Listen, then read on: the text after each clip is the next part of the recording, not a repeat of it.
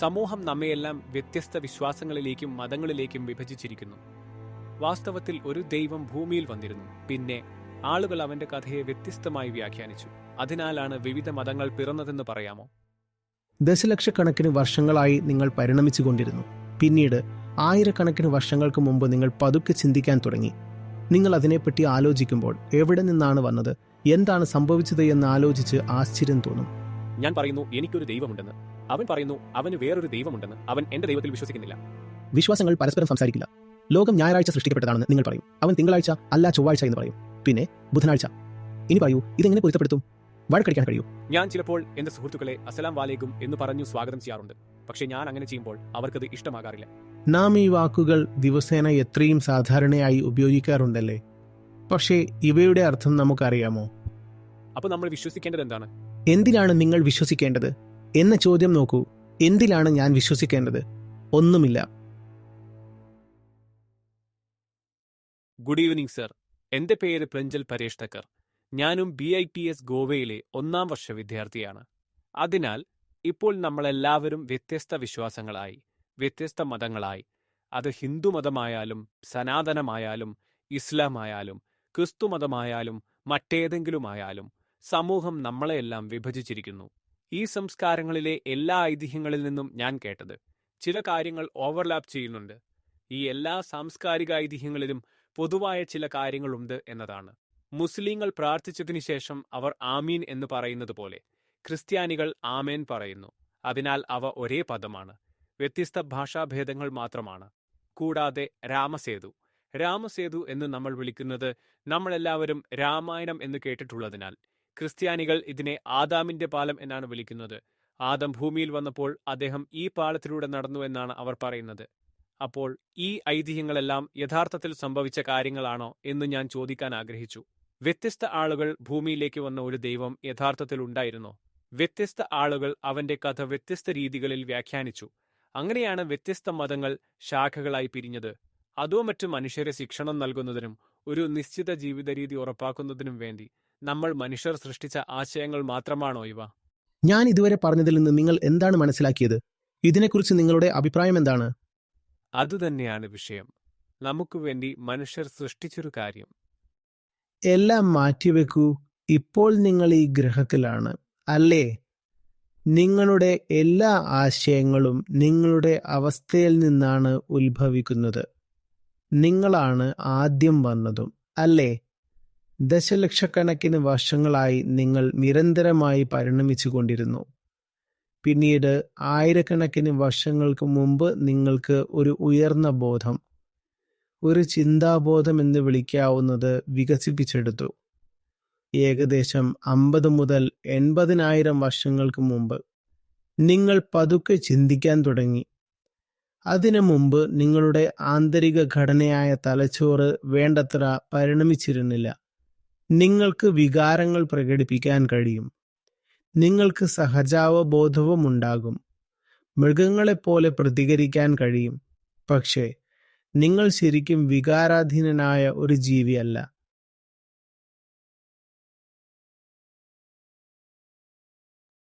അതിനാൽ ചിന്തയോടൊപ്പം തന്നെ ഒരാളെ നല്ല രീതിയിൽ അഭിനന്ദിക്കാനുള്ള ശേഷിയും കൈവരിക്കുന്നു.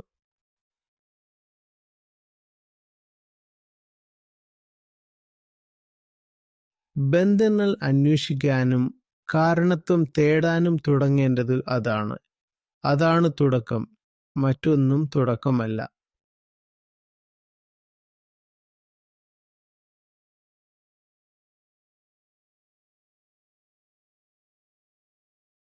നിങ്ങൾ ഇപ്പോഴും ഒരു മൃഗമാണെന്ന് കരുതുക, അല്ലേ?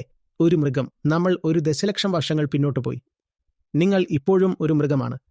എന്നിട്ടും നിങ്ങൾ ഈ ചോദ്യങ്ങളെല്ലാം ചോദിക്കുമോ? ഈ ചോദ്യങ്ങൾ നിലവിലില്ലെങ്കിൽ ഈ ചോദ്യങ്ങളുടെ ഉള്ളടക്കം ഇപ്പോഴും നിലനിൽക്കുന്നുണ്ടോ?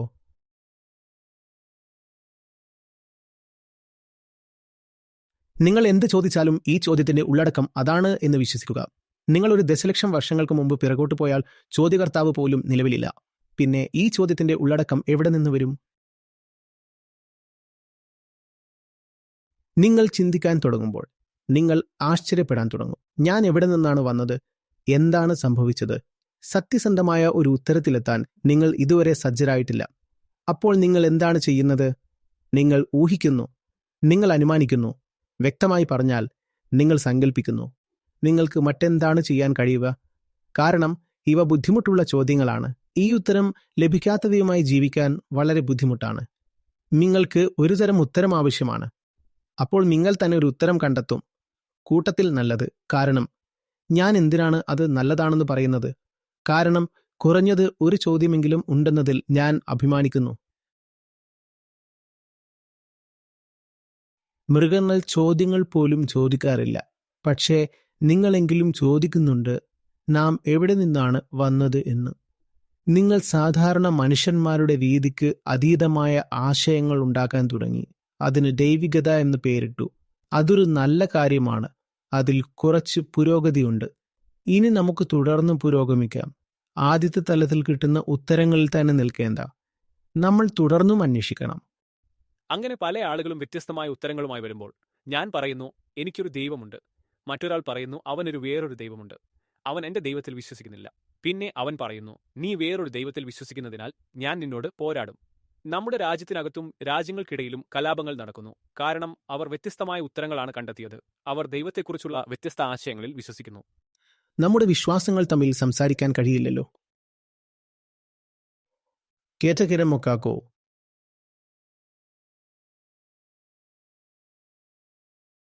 എനിക്ക് മനസ്സിലായതിലും അപ്പുറമുള്ള എന്തോ ഒന്ന് ഞാൻ പറഞ്ഞിട്ടുണ്ടെന്ന് ഞാൻ വിശ്വസിക്കുന്നു. ഞാൻ പറഞ്ഞത് കേട്ടക്കേര മുക്കാക്കോ ഗച്ചാഗോബോ മൊബോട്ട. അതിനെനിക്ക് അർത്ഥവത്താണ്. അത് ഞാൻ പണിതെടുത്ത ഒരു വ്യക്തിഗത തെറ്റുകളുടെ കൊട്ടാരം പോലെയാണ്. വിശ്വാസങ്ങൾക്ക് സംസാരിക്കാനാവില്ല. ഞാൻ വിശ്വസിക്കുന്നത് ഇത് കറുപ്പാണ്. അത് ഒരു വ്യക്തിഗത സംവിധാനമാണ്. അതിനെക്കുറിച്ച് ചോദിക്കാൻ പോലും നീ ധൈര്യപ്പെടരുത്. നിങ്ങൾ പറയുന്നുണ്ട്, ഇല്ല ഇല്ല, ഇത് മഞ്ഞാണ്. ഇനി നമ്മൾ എങ്ങനെ തമ്മിൽ സംസാരിക്കും? ഒരു സംഭാഷണം നടക്കാൻ ആദ്യം വേണ്ടത് പരസ്പര സമ്മതമുള്ള യാഥാർത്ഥ്യങ്ങളാണ്, വിശ്വാസങ്ങളല്ല. യാഥാർത്ഥ്യങ്ങൾ ഇല്ലെങ്കിൽ നിങ്ങൾ നിങ്ങളുടെ വിശ്വാസങ്ങൾ പറയും, അയാൾ അയാളുടെ വിശ്വാസം പറയും, മറ്റൊരാൾ വേറൊരു വിശ്വാസം പറയും. അങ്ങനെ സംഭാഷണം നടക്കാനാവില്ല. വിശ്വാസങ്ങൾ തമ്മിൽ സംസാരിക്കാനാവില്ല. നിങ്ങൾ പറയും ലോകം ഞായറാഴ്ച സൃഷ്ടിക്കപ്പെട്ടതാണെന്ന്, മറ്റൊരാൾ പറയും തിങ്കളാഴ്ചയെന്ന്, മറ്റൊരാൾ ചൊവ്വാഴ്ചയെന്ന്, പിന്നെ ബുധനാഴ്ചയെന്ന്. ഇപ്പോൾ പറയൂ, ഇതെങ്ങനെ പൊരുത്തപ്പെടുത്തും? നിങ്ങൾക്ക് വഴക്കടിക്കാനേ കഴിയൂ.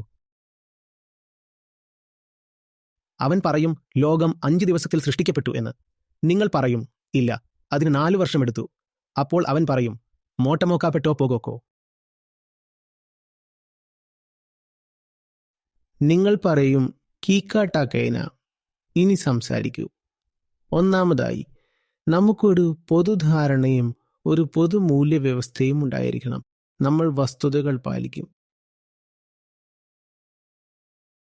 നമ്മൾ പരസ്പരം ചോദ്യം ചെയ്താൽ ബഹുമാനിക്കുമല്ലേ?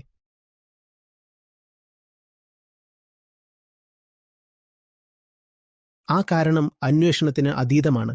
ആ ധാരണ ഉണ്ടാകാതെ പോവുകയാണെങ്കിൽ നിങ്ങൾക്ക് സംവാദം നടത്താൻ കഴിയില്ല. അതാണ് ഈ ലോകത്തിന്റെ പ്രശ്നം. നിങ്ങൾ ടേബിളിലേക്ക് വരുന്നു. നിങ്ങളുടെ വിശ്വാസങ്ങൾ ഇവിടെ വയ്ക്കുന്നു. അയാൾ അയാളുടെ വിശ്വാസങ്ങൾ വയ്ക്കുന്നു. രണ്ടും തമ്മിൽ പൊരുത്തപ്പെടാത്തതായിരിക്കും. ഇനി യുദ്ധം മാത്രമേ ബാക്കിയുള്ളൂ. നിങ്ങൾ പറയും ഈ കാരണത്താലാണ് യുദ്ധമെന്ന്, അല്ലെങ്കിൽ ആ കാരണത്താലാണെന്ന്. പക്ഷെ സത്യാവസ്ഥ എന്തെന്നാൽ യുദ്ധം സംഭവിച്ചു തന്നെ തീരും.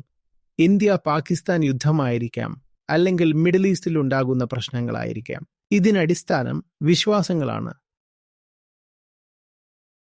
നിന്റെ വിശ്വാസങ്ങൾ എന്റേതുമായി പൊരുത്തപ്പെടുന്നില്ല.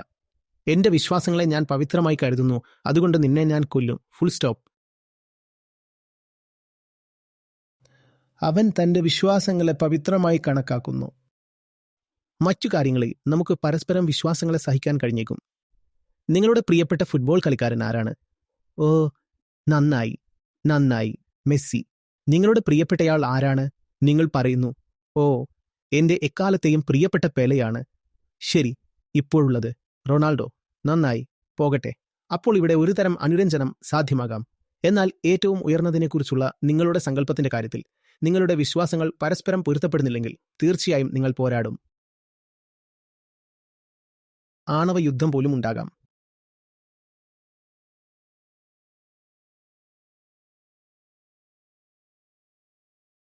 അയാൾ പറയുന്നു അയാളുടെ ദൈവം ഒരു പ്രത്യേക സ്വഭാവമുള്ളതാണെന്ന്.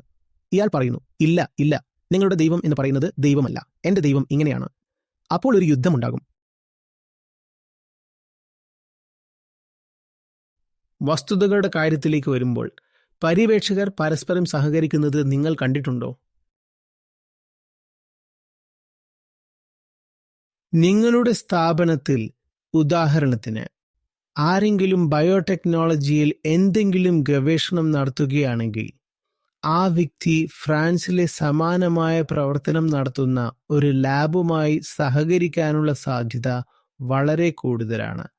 വസ്തുതകളെക്കുറിച്ചാകുമ്പോൾ അവിടെ സഹകരണം സാധ്യമാണ്. പക്ഷേ വിശ്വാസങ്ങളെക്കുറിച്ചാകുമ്പോൾ അവിടെ നാശം മാത്രമേ ഉണ്ടാകൂ. ശാസ്ത്രജ്ഞർ പരസ്പരം സഹകരിക്കുന്നു.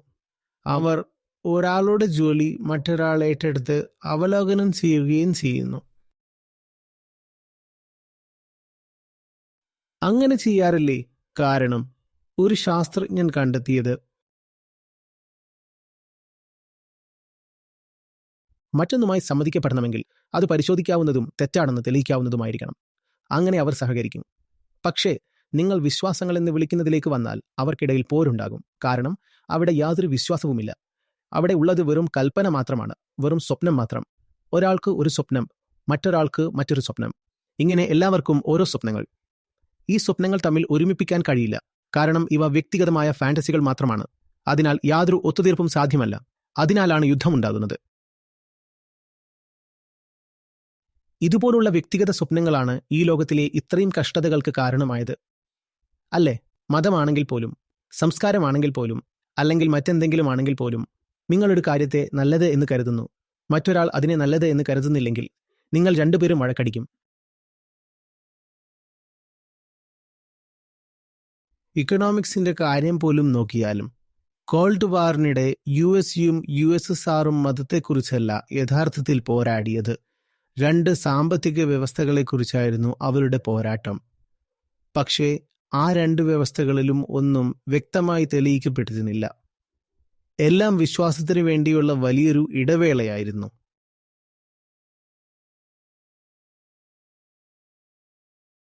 ഉദാഹരണത്തിന്, സോവിയറ്റ് ശാസ്ത്രജ്ഞന്മാർക്ക് ഇത് അംഗീകരിക്കാൻ ഏറെ സമയമെടുത്തു. ജനറ്റിക് ഗവേഷണം തുടങ്ങുമ്പോൾ തന്നെ ഒരു സ്പീഷീസിനുള്ളിലും കഴിവുകളിലും ശേഷികളിലും വ്യത്യാസങ്ങൾ ഉണ്ടെന്ന് തെളിയിച്ചപ്പോൾ അവർ അതിനെ പ്രതിരോധിക്കുകയായിരുന്നു. അവർ പറഞ്ഞു, ഇത് കമ്മ്യൂണിസ്റ്റ് വിശ്വാസത്തിന്റെ അതിവിശ്വസ്തമായ ഭാഗത്തെയാണ് ബാധിക്കുന്നത്. അതിനാൽ ഞങ്ങൾ ഇത് അംഗീകരിക്കാൻ കഴിയില്ല. അതിനാൽ തന്നെ അവർ വളരെ അടുത്തായി പിടിച്ചിരുന്നതൊരു വിശ്വാസ സംവിധാനമായിരുന്നുവെന്നത് തെളിയിക്കുന്നു. അതുകൊണ്ടാണ് ശീതയുദ്ധമുണ്ടായത്. എവിടെയായാലും വാസ്തവങ്ങളുടെ പകരം, സത്യത്തിനുള്ള പങ്കുവച്ച പ്രതിബദ്ധതയുടെ പകരം മറ്റൊന്നാണ് വരുന്നത്. നിങ്ങൾക്ക് വ്യക്തിപരമായ ചില വിശ്വാസങ്ങളിൽ ഉറച്ചു നിൽക്കേണ്ടി വരും. അതിനാൽ സംഘർഷമുണ്ടാകും.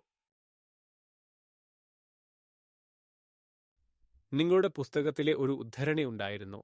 അത് എനിക്ക് വളരെ ഇഷ്ടപ്പെട്ടു.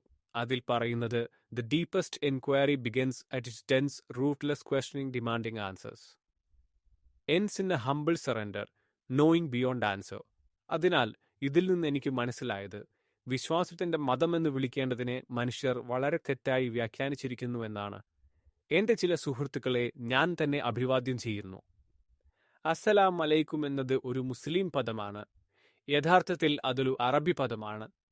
അതിനർത്ഥം സമാധാനത്തോടെ ഇരിക്കുക എന്നാണ്. പക്ഷേ ഞാൻ അങ്ങനെ ചെയ്യുമ്പോൾ അവർക്കതിഷ്ടമല്ല.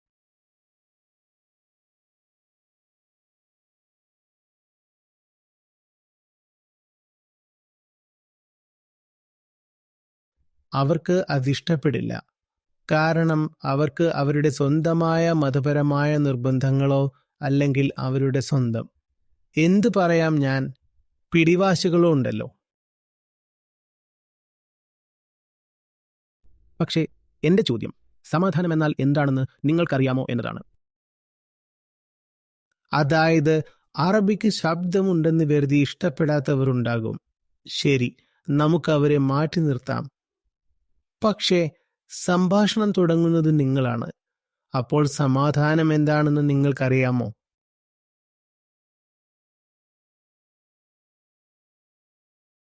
നാം ഈ വാക്കുകൾ ദിവസേന എത്രത്തോളം പ്രാവശ്യം ഉപയോഗിക്കുന്നു, അല്ലേ? പല തവണകളിലായും അതുപോലെ തന്നെ തുല്യമായും യാദൃച്ഛികമായും. സ്നേഹം, സമാധാനം, ക്ഷേമം, സൗഹൃദം, ജീവിതം, ഉപജീവനം, കരിയർ, വിദ്യാഭ്യാസം, ഇവയുടെ അർത്ഥം നമുക്കറിയാമോ?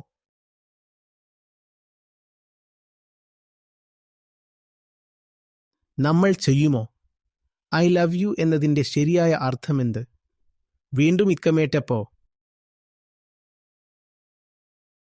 നീ പറഞ്ഞതിൻ്റെ ഒരു വ്യക്തിഗത ധാരണ നിനക്കുണ്ട്. അതിലൊന്നും അന്ത്യമായതല്ല. നിനക്കൊരു അനുഭവം മുൻപറ്റപ്പെട്ടതും മങ്ങിയതുമായ ഒരു അനുഭവം, അതാണ് നീ പ്രകടിപ്പിക്കുന്നത്. പക്ഷേ നീ പറയുന്നത് ശരിക്കും എന്താണെന്ന് നിനക്കറിയാമോ?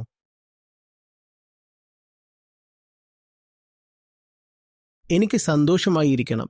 അപ്പോൾ ഈ സന്തോഷം എന്നത് എന്താണ്?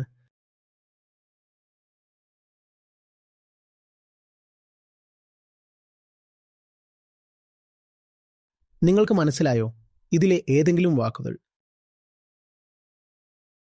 നമ്മുടെ ജീവിതത്തിലും അസ്തിത്വത്തിലും വളരെ പ്രധാനപ്പെട്ട ഒരു സ്ഥാനം ഞാൻ നൽകട്ടെ. അവയുടെ യഥാർത്ഥ അർത്ഥം നമുക്കറിയാമോ? ഞാൻ നിങ്ങളുടേതാണ്, നിങ്ങൾ എന്റേതാണ്.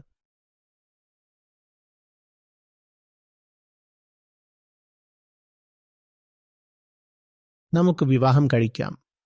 ഞാനിപ്പോൾ നന്നായി സെറ്റിൽഡ് ആണ്. നിങ്ങൾക്ക് അതിൻ്റെ അർത്ഥം അറിയാമോ? സെറ്റിൽമെന്റ് പോലുള്ള വാക്കുകളുടെ. പക്ഷേ നമുക്ക് അവയുമായി പരിചയമുണ്ട്.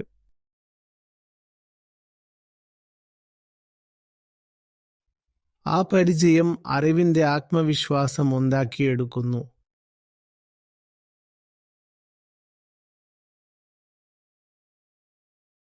ഒരു ശബ്ദം ദിവസവും പലതവണ കേൾക്കുമ്പോൾ അതിൻ്റെ അർത്ഥം നിങ്ങൾക്കറിയാമെന്ന് നിങ്ങൾ കരുതാൻ തുടങ്ങുന്നു.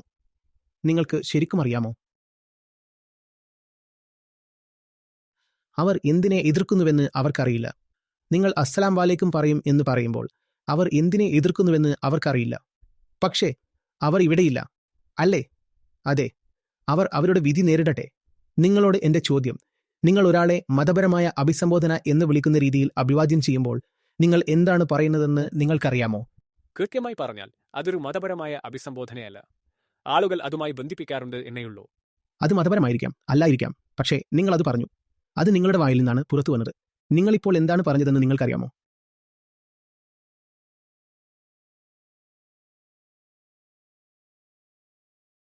നിങ്ങൾക്കറിയേണ്ടത് നിങ്ങൾ പറയുന്നത് തന്നെയാണ് യഥാർത്ഥ ധാർമ്മികത.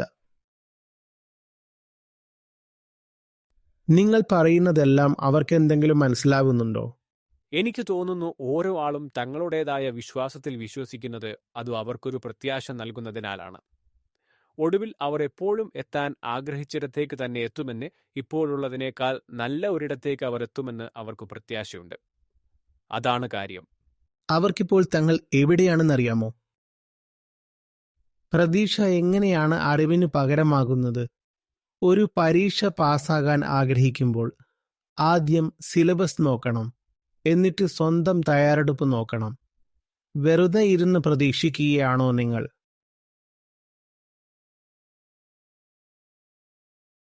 അത്തരമൊരു പ്രതീക്ഷയ്ക്ക് എന്ത് വിലയുണ്ട്? നിങ്ങൾക്ക് സിലബസോ നിങ്ങളുടെ തയ്യാറെടുപ്പിന്റെ വ്യാപ്തിയോ അറിയില്ല. നിങ്ങൾ രക്ഷയ്ക്കായി പ്രത്യാശിക്കുന്നു. അത് നിങ്ങളെ എവിടേക്ക് കൊണ്ടുപോകും? മുതിർന്നവർ നിങ്ങളെ അനുഗ്രഹിക്കും. അതും മതപരമല്ല, സാംസ്കാരികമാണെന്ന് നിങ്ങൾക്ക് പറയാൻ കഴിയും. നിങ്ങൾ സന്തോഷവാനായിരിക്കട്ടെ, നിങ്ങൾ ദീർഘായുസ്സോടെ ജീവിക്കട്ടെ എന്ന് അവർ പറയുന്നു. എന്തിനാണിതൊക്കെ പറയുന്നത്? നിങ്ങൾ എന്താണ് പറയുന്നത്? എന്തുകൊണ്ട്?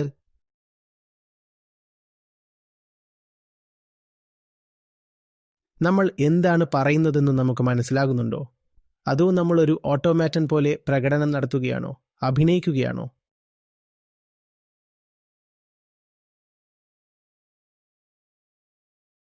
പ്രകടനം എന്നത് നിങ്ങൾക്കൊരു യന്ത്രത്തിൽ നിന്നും പോലും ലഭിക്കാൻ കഴിയുന്ന ഒന്നാണ്. അതും ബോധമില്ലാത്ത ഒരു യന്ത്രത്തിൽ നിന്നു തന്നെ. നിങ്ങൾ ശ്വസിക്കുന്നു, അതെന്തുകൊണ്ട് പ്രകടനമായി കണക്കാക്കരുത്? നിങ്ങൾ സംസാരിക്കുന്നു, അതെന്തുകൊണ്ട് വെറും പ്രകടനം മാത്രമല്ല എന്ന് പറയാനാകില്ല? ഒരു യന്ത്രത്തെയും ഇങ്ങനെ സംസാരിക്കാനായി പ്രോഗ്രാം ചെയ്യാൻ സാധിക്കും. എന്റെ കാർ ഞാൻ ഡോർ തുറക്കുമ്പോൾ എന്നെ സ്വീകരിക്കും.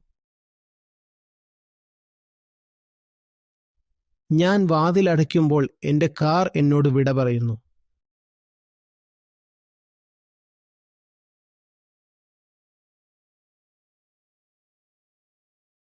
ആർക്കാണ് അങ്ങനെ ചെയ്യാൻ കഴിയുക? സ്വാഗതം, നിങ്ങളെത്തിയിരിക്കുന്നു. ഇപ്പോൾ നീ പോകുകയാണ്. നിന്നെ നന്നായി നോക്കിക്കൊള്ളട്ടെ എന്നിങ്ങനെയുള്ള കാര്യങ്ങൾ. അതുകൊണ്ട് നിങ്ങളുടെ അഭിപ്രായത്തിൽ ദൈവികതയെക്കുറിച്ചുള്ള ഈ സങ്കല്പത്തിനും അപ്പുറത്തുള്ള എല്ലാം നമ്മൾ തള്ളികളയണം. നിങ്ങൾക്കൊന്നും അറിയാത്ത ഒരു കാര്യത്തെ എങ്ങനെ നിങ്ങൾക്ക് ഉപേക്ഷിക്കാനാകും? അത് നിങ്ങൾക്ക് ഒന്നും അറിയാത്ത എന്തെങ്കിലും സ്വീകരിക്കുന്നതിന് തുല്യമായ ബുദ്ധിശൂന്യതയാണ്. എന്തോ ഇവിടെ സൂക്ഷിച്ചിരിക്കുന്നു, പക്ഷേ നിങ്ങൾക്ക് അതിനെക്കുറിച്ചൊന്നും അറിയില്ല. നിങ്ങൾ അത് വലിച്ചെറിയുമോ? അപ്പോൾ നിരീശ്വരവാദത്തിന്റെ പ്രശ്നവും അതാണ്.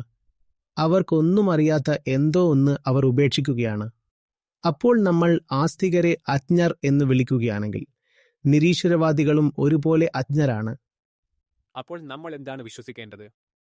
നിങ്ങൾ എന്തിനാണ് വിശ്വസിക്കേണ്ടത്? വിശ്വാസത്തിന്റെ ഊന്നുവടികൾ വേണമെന്ന് പറയുന്ന ഒരു ചെറുപ്പക്കാരനിൽ നിന്ന് വരുന്ന ഈ ബലഹീനത, നിസ്സഹായത എന്താണ്? നിങ്ങൾ ഈ സ്ഥാപനത്തിലുള്ളത് അറിയാനോ വിശ്വസിക്കാനോ വേണ്ടിയാണോ? ഏതെങ്കിലും തരത്തിലുള്ള വിദ്യാഭ്യാസം, ഏതെങ്കിലും തരത്തിലുള്ള മനുഷ്യനിർമ്മാണം അതറിയുന്നതിനോ വിശ്വസിക്കുന്നതിനോ ബന്ധപ്പെട്ടതാണോ? നിങ്ങൾ വിശ്വസിക്കണമെങ്കിൽ നിങ്ങൾ എന്തിനാണ് ഇവിടെയുള്ളത്? വീട്ടിലിരുന്ന് എന്തെങ്കിലും വിശ്വസിക്കുക. ഒരു കാർ പ്രവർത്തിക്കുന്നത് അങ്ങനെയാണ്. ഒരു വലിയ പോത്ത് ബോണറ്റിന്റെ അടിയിലുണ്ട്. ശരി, നിങ്ങൾ പോത്തിന്റെ വാൽ വലിക്കുമ്പോൾ പോത്ത് കാറിന് ശക്തി പകരുന്നു. അത് വിശ്വസിക്കണോ? എന്തിനാണ് നിങ്ങൾ മെക്കാനിക്കൽ എഞ്ചിനീയറിംഗ് വിഭാഗത്തിൽ ചേരുന്നത്? നിങ്ങൾ ചോദിക്കുന്ന ചോദ്യം നോക്കൂ. ഞാൻ എന്തിൽ വിശ്വസിക്കണം? ശരി, അതിലൊന്നുമില്ല. നിങ്ങൾക്ക് കാണാനുള്ള കഴിവുണ്ട്, ചോദ്യങ്ങൾ ചോദിക്കാനുള്ള കഴിവുണ്ട്, കൂടാതെ നിനക്ക് ഇതുവരെ അറിയാത്തതാണെന്ന് സത്യസന്ധമായി സമ്മതിക്കാനും കഴിയുന്നുണ്ട്. അതെ, എനിക്ക് ഇതുവരെ അറിയില്ല, പക്ഷേ ഞാൻ ചോദിച്ചുകൊണ്ടിരിക്കും, ശ്രമിച്ചുകൊണ്ടിരിക്കും. അതുപോരെ, അല്ലെങ്കിൽ നിങ്ങൾ ഇതുവരെ എത്തിയിട്ടില്ലാത്തപ്പോൾ നിങ്ങൾ എത്തിയെന്ന് സങ്കല്പിക്കേണ്ടതുണ്ടോ? എനിക്ക് തോന്നുന്നു നമ്മളിത് വ്യക്തമാക്കിയിട്ടുണ്ട്. ഒരേ ഒരു നിമിഷം. ഇവിടെ നിന്ന് പോകേണ്ടവർക്കായി എൻ്റെ അഭ്യർത്ഥനയാണ്, ദയവായി ഇപ്പോൾ തന്നെ പോകണം. സംഭാഷണത്തിനിടയിലല്ല. ഇവിടെ നിൽക്കാൻ ആഗ്രഹിക്കുന്നവർ മുൻ സീറ്റുകളിൽ ഇരിക്കുകയാണെങ്കിൽ അത് വളരെ നല്ലതായിരിക്കും.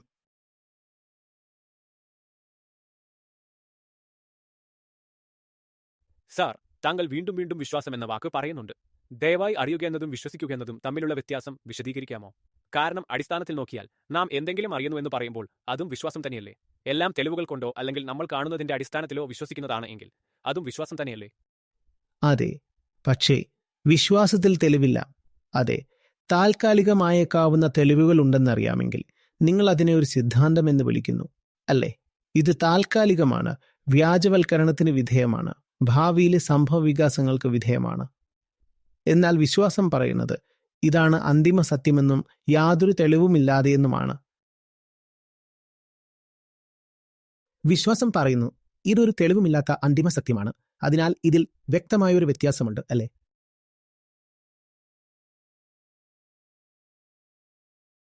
അന്വേഷണത്തെക്കുറിച്ചോ സത്യസന്ധമായ അന്വേഷണത്തെക്കുറിച്ചോ വരുമ്പോൾ അത് ശരിവയ്ക്കാവുന്നതായിരിക്കണമെന്നെങ്കിലും നിങ്ങൾ ശ്രമിക്കണം.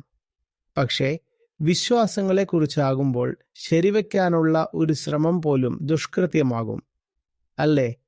നിങ്ങൾ പോയി ഒരു മതാധികാരിയോട് ചോദിക്കൂ, ഇവിടെ ഒരു വിശ്വാസമാണ് നിങ്ങൾ പ്രചരിപ്പിക്കുന്നത്, ഞാൻ അതിനെ ചോദ്യം ചെയ്യാമോ? അപ്പോൾ അവൻ പറയും, എവിടെയാണ് എൻ്റെ തോക്ക്? അതിനാൽ അവിടെ ഒരു വ്യക്തമായ വ്യത്യാസമുണ്ട്.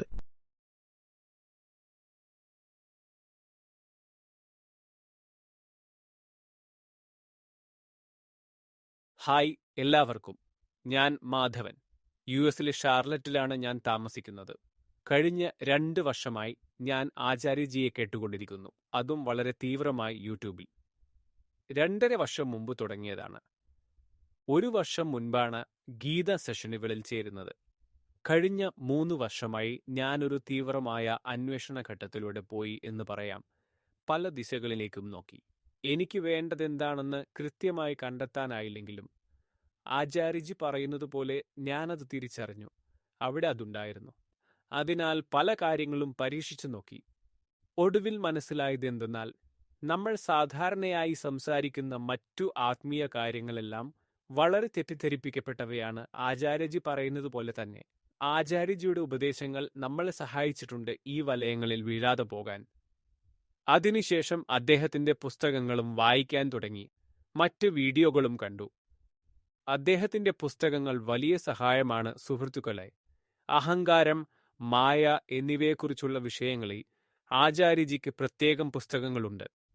ഈ പുസ്തകങ്ങൾ വായിക്കുമ്പോൾ ഈ വിഷയങ്ങളെക്കുറിച്ച് കൂടുതൽ വ്യക്തതയും അറിവും ലഭിക്കുന്നുകൂടാതെ വലിയ വാക്കുകൾ ഉപയോഗിച്ച് ആളുകൾ നടത്തുന്ന ഭ്രമിപ്പിക്കുന്ന ചർച്ചകളിൽ വീഴാതിരിക്കാൻ നമുക്ക് സഹായിക്കും.